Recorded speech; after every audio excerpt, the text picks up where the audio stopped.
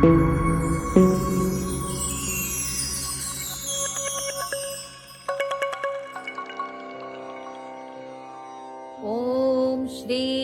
परमात्मने नमः। ॐ श्री परमात्मने नमः। श्रीमद्भगवद्गीता श्रीमद्भगवद्गीता अथ दशमोऽध्यायः। अथ दशमोऽध्यायः। श्रीभगवानुवाच श्रीभगवानुवाच भूय एव महाबाहो भूय एव महाबाहो शृणु मे परमं वचः। शृणु मे परमं वचः। यत्तेऽहं प्रीयमाणाय यत्तेऽहं प्रीयमाणाय वक्ष्यामि हितकाम्यया। वक्ष्यामि हितकाम्यया। न मे विदुः सुरगणाः न मे विदुः सुरगणाः प्रभवन्न महर्षयः। प्रभवन्न महर्षयः। अहमादिर्हि देवानाम् अहमादिर्हि देवानां महर्षीणां च सर्वशः। महर्षीणां च सर्वशः। यो मामजमनादि च यो मामजमनादि च वेत्ति लोकमहेश्वरम्। वेत्ति लोकमहेश्वरम्। असम्मूढः समर्थ्येषु असम्मूढः समर्थ्येषु सर्वपापैः प्रमुच्यते। सर्वपापैः प्रमुच्यते। बुद्धिर्ज्ञानमसम्मोहः बुद्धिर्ज्ञानमसम्मोहः क्षमा सत्यं दमः शमः। क्षमा सत्यं दमः शमः। सुखं दुःखं भवो भावो सुखं दुःखं भवो भावो भयं च भयमेव च। भयं च भयमेव च। अहिंसा समता तुष्टिस् अहिंसा समता तुष्टिस् तपोदानै यशो यशः। तपोदानै यशो यशः। भवन्ति भावा भूतानां भवन्ति भावा भूतानां मत्त एव पृथग्विधाः। मत्त एव पृथग्विधाः। महर्षयः सप्त पूर्वे महर्षयः सप्त पूर्वे चत्वारो मनवस्तथा। चत्वारो मनवस्तथा मद्भावा मानसा जाता मद्भावा मानसा जाता येषां लोक इमाः प्रजाः। येषां लोक इमाः प्रजाः। एतां विभूतिं योगं च एतां विभूतिं योगं च मम यो वेत्ति तत्त्वतः। मम यो वेत्ति तत्त्वतः। सोऽविकम्पेन योगेन सोऽविकम्पेन योगेन युज्यते नात्र संशयः। युज्यते नात्र संशयः। अहं सर्वस्य प्रभवो अहं सर्वस्य प्रभवो मत्तः सर्वं प्रवर्तते। मत्तः सर्वं प्रवर्तते। इति मत्वा भजन्ते माम् इति मत्वा भजन्ते माम् बुधा भावसमन्विताः। बुधा भावसमन्विताः।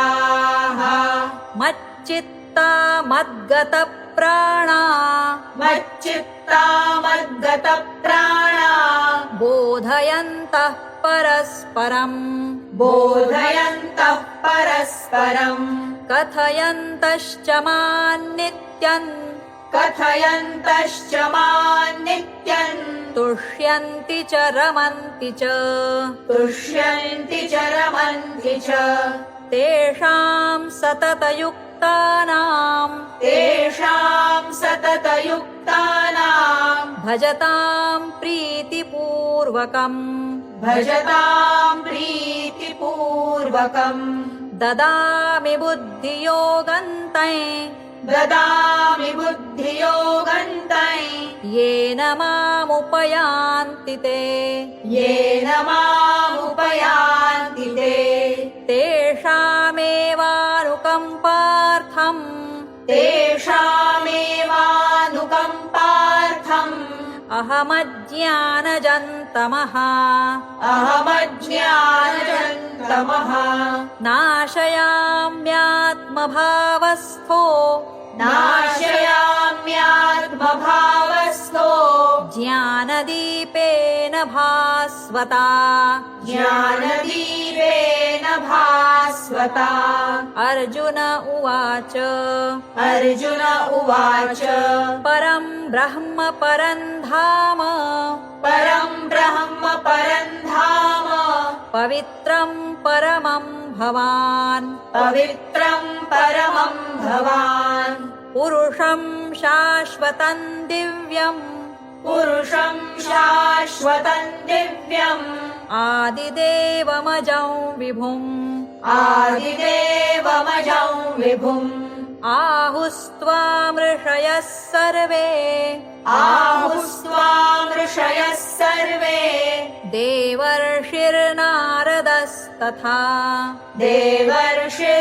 देवर्षिर्नारदस्तथा असितो देवलो व्यासस् असितो देवलो व्यासः स्वयं चैव ब्रवीषि मे स्वयं चैव ब्रवीषि मे सर्वमेतधृतं मन्ये सर्वमेतधृतम् मन्ये यन्मां वदसि केशव यन्मां वदसि केशव न हि ते भगवन् व्यक्तिं न हि ते भगवन् व्यक्तिं विदुर्देवा न दानवाः विदुर्देवान दानवाः स्वयमेवात्मनात्मानौ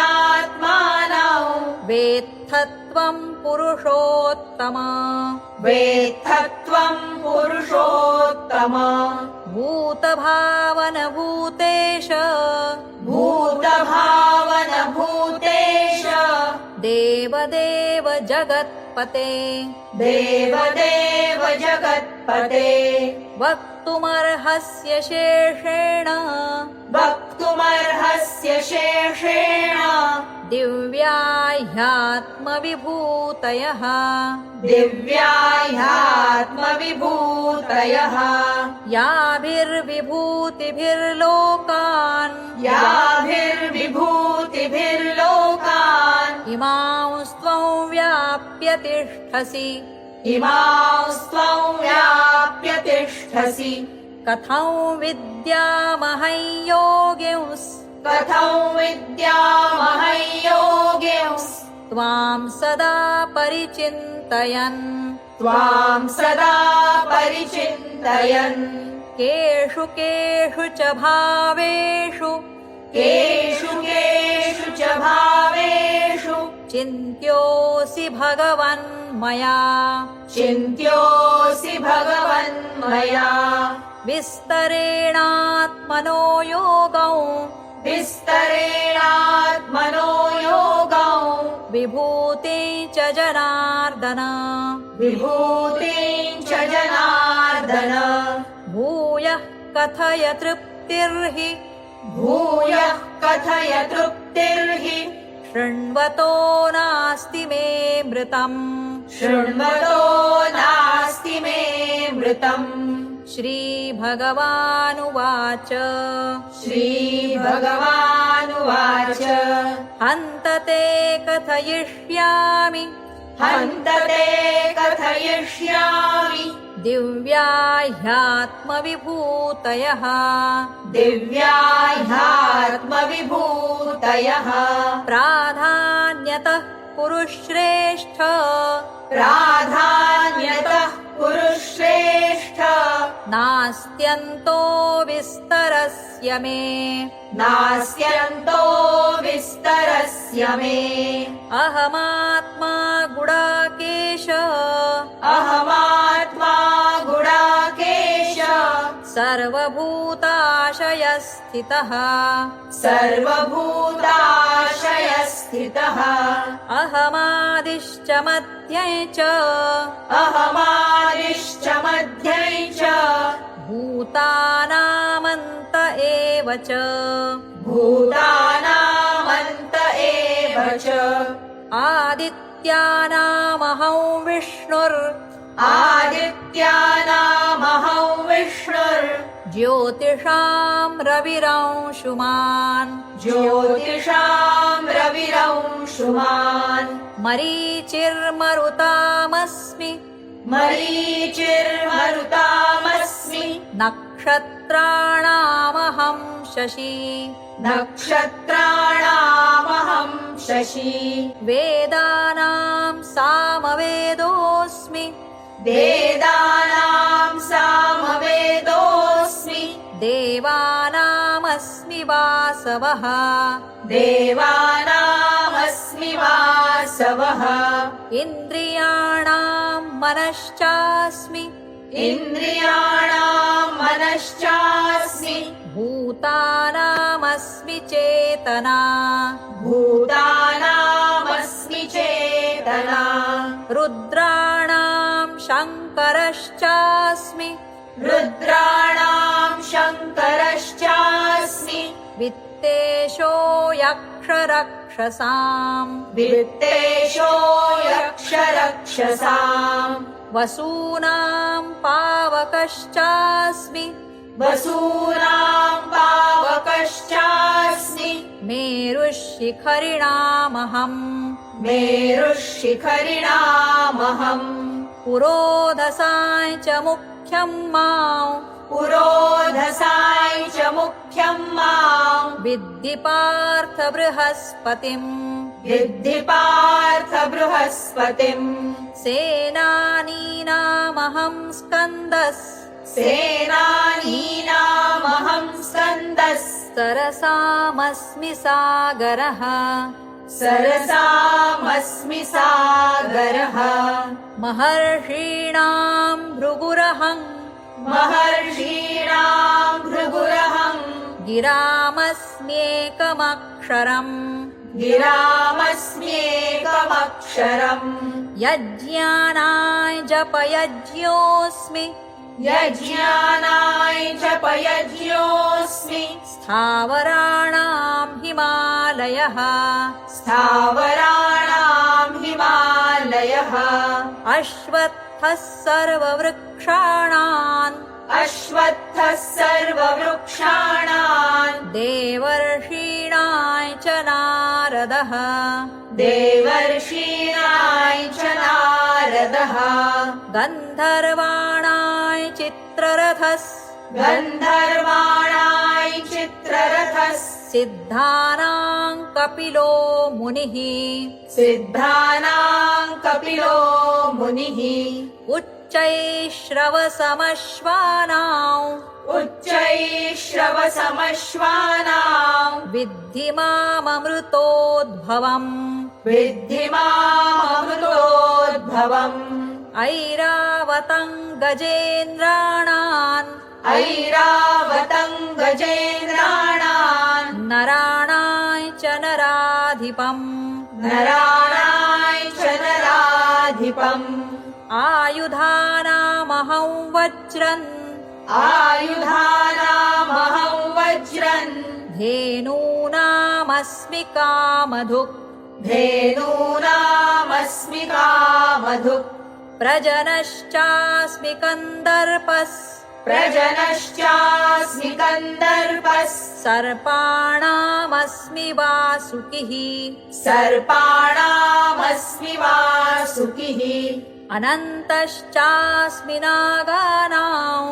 अनन्तश्चास्मि नागानाम् वरुणो यादसामहम् वरुणो यादसामहम् पितॄणामर्यमा चास्मि पितॄणामर्यमा चास्मि यमः संयमतामहम् यमः संयमतामहम् प्रह्लादश्चास्मि दैत्यानाम् प्रह्लादश्चास्मि दैत्यानाम् कालः कलयतामहम् कालः कलयतामहम् मृगाणां च मृगेन्द्रोऽहम् मृगाणां च मृगेन्द्रोऽहम् वैनतेयश्च पक्षिणाम् वैनतेयश्च पक्षिणाम् पवनः पवतामस्मि पवनः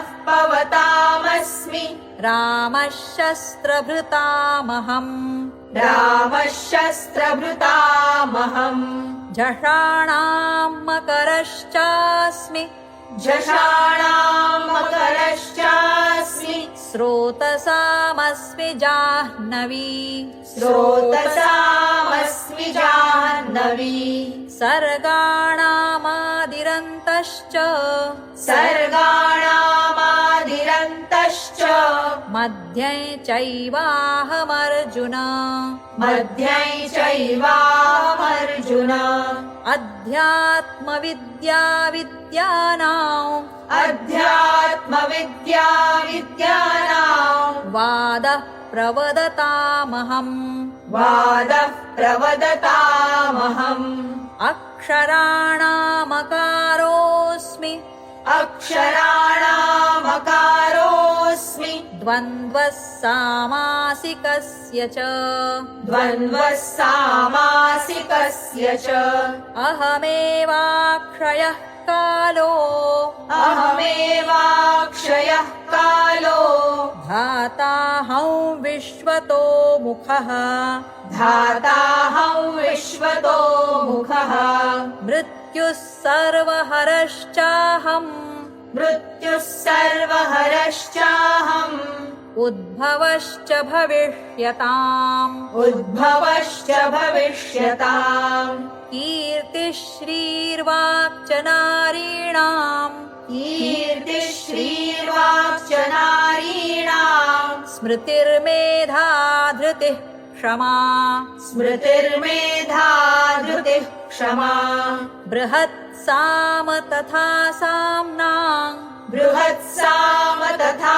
साम्नाम् गायत्री छन्दसामहम् गायत्री छन्दसामहम् मासानां मार्गशीर्षोऽहम् मासानां मार्गशीर्षोऽहम् ऋतूनां कुसुमाकरः ऋतूनां कुसुमाकरः द्यूतैः छलयतामस्मि द्यूतैः छलयतामस्मि तेजस्तेजस्विनामहम् तेजस्तेजस्विनामहम् जयोऽस्मि व्यवसायोऽस्मि जयोऽस्मि व्यवसायोऽस्मि सत्त्वं सत्त्ववतामहम् सत्त्वं सत्त्ववतामहम् वृष्णीनां वासुदेवोऽस्मि वृष्णीनां वासुदेवोऽस्मि पाण्डवानां धनञ्जयः पाण्डवानां धनञ्जयः मुनीनामप्यहं व्यासः मुनीनामप्यहं व्यासः कवीनामुशना कविः कवीनामुशना कविः दण्डो दमयतामस्मि दण्डो दमयतामस्मि नीतिरस्मि जिगीषताम् नीतिरस्मि जिगीषताम् मौनै चैवास्मि गुह्यानाय मौनै चैवास्मि गुह्यानाय ज्ञानै ज्ञानवतामहम् ज्ञानै ज्ञानवतामहम् यच्चापि सर्वभूतानां यच्चापि सर्वभूतानां बीजं तदहमर्जुन बीजं तदहमर्जुन न तदस्ति विना यत् स्यान् न तदस्ति विना यत् स्यात् मया भूतं चराचरम् मया भूतं चराचरम् नान्तोऽस्ति मम दिव्यानां नान्तोऽस्ति मम दिव्यानां विभूतीनां परन्तप विभूतीनां परन्तप एष तूद्देशतः प्रोक्तो एष तूद्देशतः प्रोक्तो विभूतेर्विस्तरो मया विभूतेर्विस्तरो मया यद्यद्विभूतिमत्सत्त्वम् यद्यद्विभूतिमत्सत्त्वम् श्रीमदूर्जितमेव वा श्रीमदूर्जितमेव वा तत्तदेवावगच्छत्वम् तत्तदेवावगच्छत्वम् मम तेजोंशसम्भवम् मम तेजोंशसम्भवम् अथवा बहुनैतेन अथवा बहुनैतेन किं ज्ञातेन तवार्जुन किञ्ज्ञातेन तवार्जुन विष्टभ्याहमिदं कृत्स्नम् विष्टभ्याहमिदं कृत्स्नम् एकांशेन स्थितो जगत् एकांशेन स्थितो जगत् ॐ तत्सदिति श्रीमद्भगवद्गीतासु ॐ तत्सदिति श्रीमद्भगवद्गीतासु उपनिषत्सु ब्रह्मविद्यायां उपनिषत्सु ब्रह्मविद्यायां योगशास्त्रे श्रीकृष्णार्जुनसंवादे योगशास्त्रे श्रीकृष्णार्जुनसंवादे विभूतियोगो नाम दशमोऽध्यायः विभूतियोगो नाम दशमोऽध्यायः ॐ श्रीकृष्णार्पणमस्तु ॐ श्रीकृष्णार्पणमस्तु हरये नमः हरये नमः हरये नमः हरये नमः हरये नमः हरये नमः